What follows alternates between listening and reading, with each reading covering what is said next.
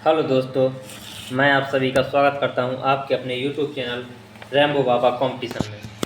हम पढ़ रहे हैं यूपी पुलिस एसआई 2025 के लिए मूल विधि में आज हमको स्टार्ट करना है। क्या करना है? आज हमको स्टार्ट करना है अनुसूचित जाति और जनजाति अनुसूचित जनजाति या कोष्टक में इसी को क्या कहेंगे, अत्याचार निवारण अधिनियम 1989। कौन सा पढ़ना है? अनुसूचित जाति जनजाति अधिनियम 1989 को हमको क्या करना है? पढ़ना है। इसी को क्या कहते हैं? SC ST act. क्या कहते हैं? इसी को बोलते हैं हम एससी एसटी एक्ट, या इसी को क्या बोल देते हैं? इसी को बोल देते हैं हरिजन एक्ट भी बोलते हैं। क्या बोलते हैं? कई जगह गांव में सुना होगा हरिजन एक्ट। इसी को क्या बोल देते हैं? हरिजन एक्ट भी बोलते हैं। तो हमको पढ़ना है अनुसूचित जाति जनजाति अधिनियम 1989। कल हमने पढ़ा था, कल क्या पढ़ रहे थे? कल हम पढ़ रहे थे राष्ट्रीय सुरक्षा अधिनियम। कौन सा? राष्ट्रीय सुरक्षा अधिनियम 1980 के क्या किए थे हमने? प्रश्नों को देखा था, उससे संबंधित जो प्रश्न पूछे गए थे उनको देखा था। तो चलिए आज हम पढ़ते हैं आगे और पढ़ते हैं, इसको देखते हैं। तो ये क्या अधिनियम है? इस अधिनियम का नाम क्या है? इस अधिनियम का नाम है अनुसूचित जाति जनजाति निवारण ये अधिनियम 1989। अब ये क्यों लाया गया? तो इसके लिए भी इसमें क्या है? इसके लिए भी इसमें लिखा हुआ है कि ये लिखा हुआ क्यों लाया गया, क्या ज़रूरत थी। तो क्या अनुसूचित जातियों के अनुसूचित जनजातियों के सदस्यों पर अत्याचार का अपराध करने का निवारण करने के लिए जो किन पर अनुसूचित जाति या जो अनुसूचित जनजातियों के जो सदस्य हैं उन पर जो अत्याचार हो रहा है उस अत्याचार का निवारण करने के लिए इसको लाया गया है। ऐसे अपराधों के निवारण के लिए विशेष न्यायालयों का तथा ऐसे अपराधों से पीड़ित व्यक्तियों को राहत देने का और उनके पुनर्वास का तथा उससे संबंधित या उसके आनुषंगिक विषयों का उपबंध करने के लिए क्या किया गया? इस अधिनियम को लाया गया था। अभी अधिनियम कब लाया गया और किस दिन लागू हुआ? तो चलिए इसको क्या करते हैं, हम पढ़ते हैं, स्टार्ट करते हैं, इसको समझते हैं कि इस अधिनियम को क्या करते हैं, इस अधिनियम को हम समझते हैं। तो चलिए बिना किसी देरी के हम स्टार्ट करते हैं। तो हम जब पढ़ते हैं किसी भी अधिनियम को तो सबसे पहले क्या देखते हैं? इम्पोर्टेंट फैक्ट देखते हैं। क्या पढ़ते हैं? सबसे पहले हम पढ़ते हैं इम्पोर्टेंट फैक्ट पढ़ते हैं। क्या पढ़ते हैं? Important fact. इम्पोर्टेंट फैक्ट में हम क्या पढ़ते हैं? डेट पढ़ते हैं। क्या पढ़ते हैं? इम्पोर्टेंट फैक्ट में डेट्स पढ़ते हैं। क्या पढ़ते हैं? डेट्स पढ़ते हैं, डेट पढ़ते हैं। डेट में कौन कौन सी 2 तारीखों को हम पढ़ते हैं? कौन सी पढ़ते आ रहे हैं? एक तारीख कौन सी? पारित होने वाली कौन सी? एक तारीख कौन सी? किसको पारित होने वाली? पारित। दूसरी कौन सी? लागू। कौन सी? दूसरी तारीख। कौन सी किसको पढ़ते आ रहे हैं? दूसरी तारीख है वो हमारी कौन सी? लागू होने वाली। तो अधिनियम को जिस दिन अधिनियमित किया गया और जिस दिन लागू किया गया। तो लागू की कब किया गया था? इस अधिनियम को लागू किया गया था 11 सितंबर। कब? 11 सितंबर 1989। कब? 11 सितंबर 1989 को क्या किया गया? इसको लागू किया गया, पारित किया गया था। लागू कब किया गया था? तो लागू किया गया था ये 30 दिसंबर। कब? 30 दिसंबर 30 दिसंबर नहीं, 30 जनवरी, गलती होगी, 30 जनवरी। कब? 30 जनवरी 1990 को इसको क्या किया गया था? लागू किया गया था। कब लागू किया गया था? 30 जनवरी 1990 को लागू किया गया था। अब इसमें देखते हैं नेक्स्ट चीज़ हम क्या देखते हैं? नेक्स्ट चीज़ हम देखते हैं कि इसमें कुल अध्याय कितने हैं? कुल अध्याय कितने हैं? कुल अध्याय कितने हैं? और दूसरी बात क्या देखते हैं? कुल धाराएं कितनी हैं? इसमें कुल धाराएं कितनी हैं? तो इसमें कुल अध्याय कितने हैं? इसमें कुल अध्याय हैं 5 अध्याय। कितने इसमें 5 अध्याय हैं। कितने हैं इसमें 5 अध्याय हैं। कितने 5 अध्याय हैं। और कितनी धाराएं हैं इसमें धाराएं हैं कितनी 23 धाराएं हैं। कितनी इसमें धाराएं जो हैं वो कितनी है वो है 23 है। कितनी 23 धाराओं से ये अधिनियम बना हुआ है। इस अधिनियम में कितनी 23 धाराएं हैं। तो चलिए अब एक एक करके धाराओं को एक एक करके क्या करते हैं पढ़ते हैं, स्टार्ट करते हैं बिना किसी देरी के। चलिए देखते हैं। तो एक एक धाराओं को क्या करते हैं पढ़ते हैं। चलिए देखते हैं। धारा 1। धारा 1 में क्या होता है। धारा 1 में आप सब लोग जानते हैं कि धारा 1 को हम पढ़ते आ रहे हैं, जिसमें क्या होता है धारा 1 में। धारा 1 क्या होता है संक्षिप्त नाम। क्या होता है संक्षिप्त नाम विस्तार। क्या होता है संक्षिप्त नाम विस्तार। और क्या होता है और प्रारंभ। क्या होता है और उसका प्रारंभ कि कब प्रारंभ हुआ। तो इतनी चीज़ें होती हैं किसमें धारा 1 में। तो हम संक्षिप्त नाम देख चुके, उसका प्रारंभ देख चुके। बचा क्या है बचा हमारा है विस्तार। तो इसका विस्तार कहाँ कहाँ है। तो इसके पहले 2019 तक जम्मू कश्मीर को छोड़कर संपूर्ण भारत में क्या था ये लागू था। लेकिन 2019 के बाद से ये कहाँ ये कब ये संपूर्ण भारत पर लागू होने लगा। जम्मू कश्मीर में भी होने लगा। कहाँ पर संपूर्ण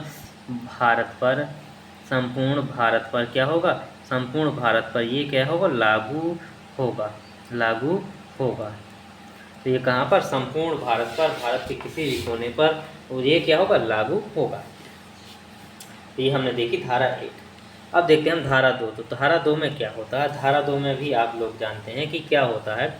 धारा 2 होती है किससे संबंधित परिभाषाओं से। किससे धारा 2 में क्या होती है धारा 2 में क्या होती है परिभाषाएं होती हैं। क्या तो परिभाषाएं क्या होती हैं परिभाषाएं क्या होती हैं धारा 2 में होती हैं। क्या होती हैं परिभाषाएं होती हैं। क्या होती हैं परिभाषाएं। चलिए अब देखते हैं हम धारा 2 की परिभाषाओं को समझते हैं। एक एक करके एक एक परिभाषा को हम क्या करते हैं समझते हैं। और इसके बाद क्या करेंगे हम आगे बढ़ेंगे। तो चलिए देखते हैं सबसे पहले 2A या 2 का। जिसको लिखते हैं धारा 2A या इसी को क्या कहेंगे 2 का। क्या कहेंगे 2 का कहेंगे। क्या कहेंगे 2 का कहेंगे। 2 का में किसकी परिभाषा दी गई है। तो 2 का में परिभाषा दी गई है किसकी अत्याचार की। किसकी अत्याचार की परिभाषा दी गई है। किसकी दी अत्याचार। अत्याचार को अंग्रेजी में क्या कहते हैं अंग्रेजी में कहते हैं इसको क्या कहते हैं एट्रोसिटी। क्या कहते हैं ATROCITY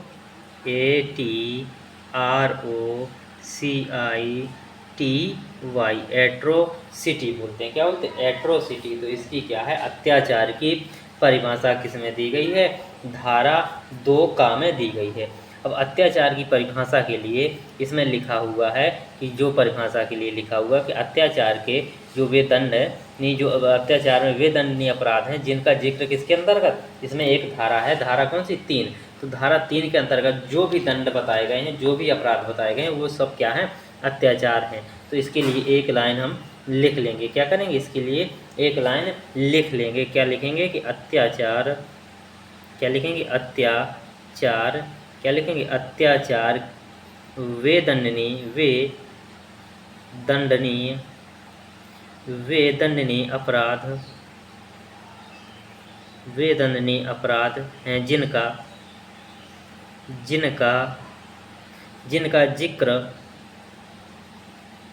जिक्र कहाँ पर धारा 3 में। किस पर धारा 3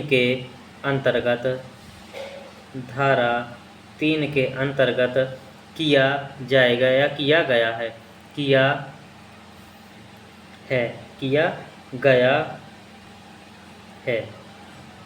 क्या इसके अंतर्गत किसके अंतर्गत धारा 3 के अंतर्गत जिन धाराओं का जिक्र किया जिन अपराधों का जिक्र किया गया उनको क्या कहेंगे, उनको अभी हम धारा 3 जब पढ़ेंगे तो उन अपराधों का नाम आएगा, वो कैसे अपराध हैं, कैसे अत्याचार हैं, तो उन्हीं अपराधों को क्या कहा जाएगा, अत्याचार कहा जाएगा। तो चलिए देखते हैं धारा नेक्स्ट, धारा 2B, कौन सी, धारा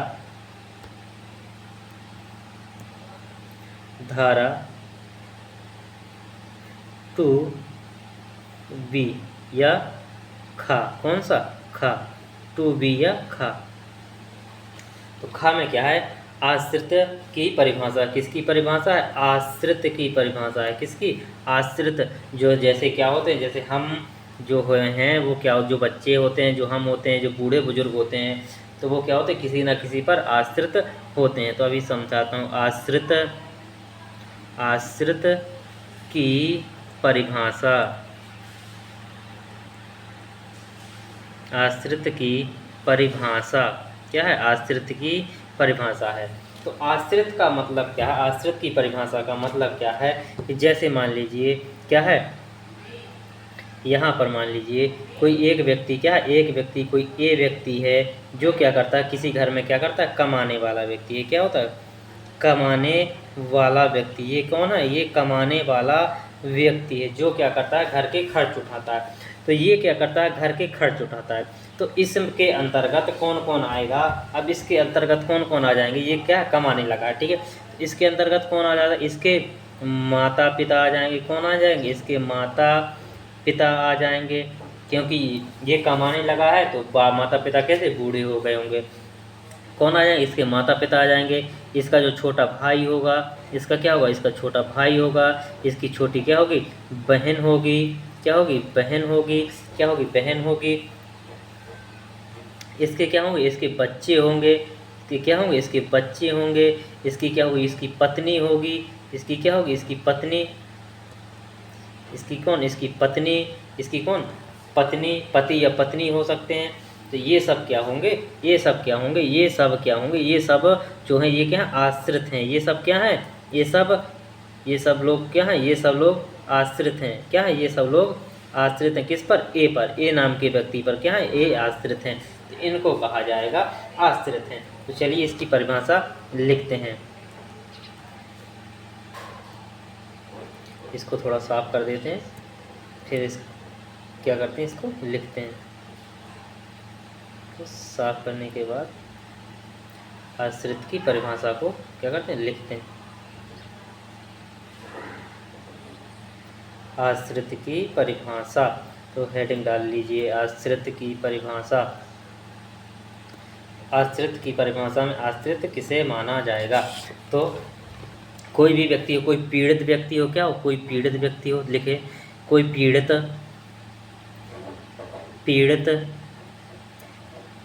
के, जो कोई व्यक्ति पीड़ित है, पति भी हो सकता है, पत्नी भी हो सकता है, कोई भी हो सकता है, पति या कौन, पत्नी, पति पत्नी लिख दीजिएगा, पति पत्नी, बच्चे, उसके क्या होंगे, बच्चे भी होंगे, उसके कौन होंगे, माता पिता भी होंगे, माता पिता, माता पिता, भाई बहन, भाई बहन, कौन, भाई बहन होंगे। ये सब क्या आएंगे, ये सब किसके अंतर्गत, ये सब आश्रित के अंतर्गत आएंगे। कौन होंगे, ये होंगे आश्रित होंगे। तो इसमें क्या कह सकते हैं, जो क्या होंगे, जो क्या कह सकते हैं कि जो क्या हों, जो पीड़ित पर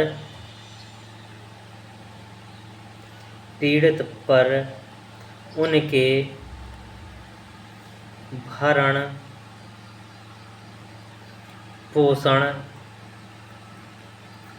पोषण के लिए क्या हो, के लिए पूर्णतः, कैसे हो, पूर्णतः आश्रित हों,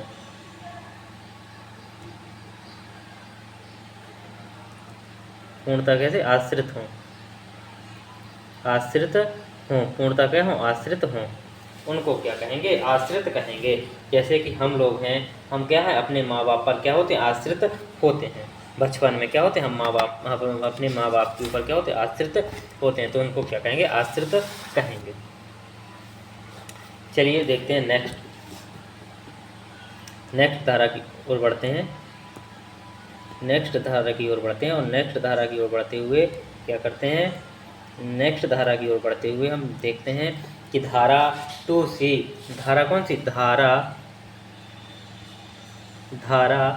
2C किसको हम देखते हैं, धारा 2C या 2गा, धारा 2C या 2गा। तो धारा 2C या 2गा में क्या लिखा है, इसमें लिखा है कि SC और ST का वही अर्थ है। ST या ST का इसमें क्या बताया गया, अर्थ बताया गया है, किसका, SC या ST का। तो क्या अर्थ बताया गया वो देखते हैं कि SC और ST किसका, अनुसूचित जाति और अनुसूचित जनजाति का वही अर्थ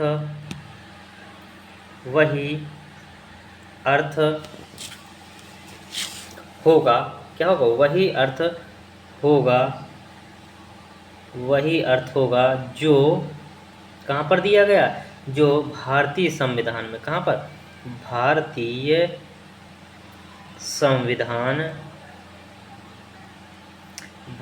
संविधान के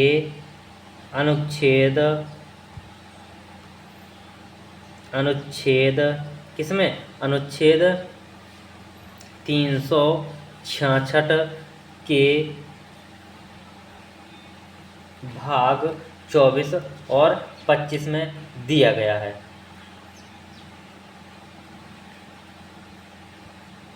किसमें, अनुच्छेद 366 के भाग, किसमें, के भाग 24 और किसमें, 25 में, किसमें, 25 में दिया गया है।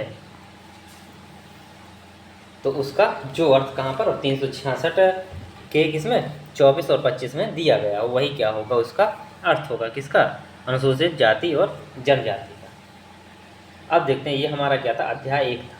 अब हमको पढ़ना अध्याय 2। अब हमको स्टार्ट करना है कौन सा, अध्याय 2। अध्याय 2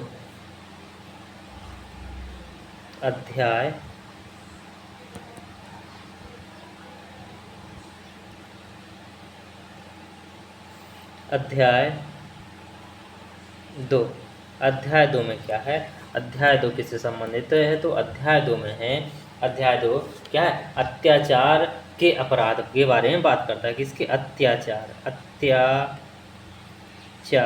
कैसे, अत्याचार के अपराध,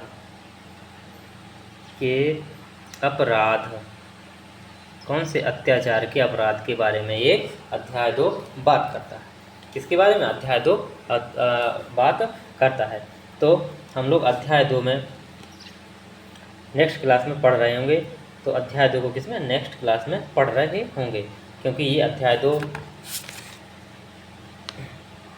काफ़ी लंबा है, इसलिए हम किसमें, नेक्स्ट क्लास में पढ़ रहे होंगे। तो थैंक यू दोस्तों। अध्याय 2 की धारा 3 ही काफ़ी बड़ी है, तो ये हो नहीं पाएगी, तो नेक्स्ट क्लास में देखेंगे। थैंक यू दोस्तों। अगर इसमें वो देखना हो तो मैं दिखा दे रहा हूँ कि एक्ट को, थोड़ा सा एक्ट को दिखा दे रहा हूँ।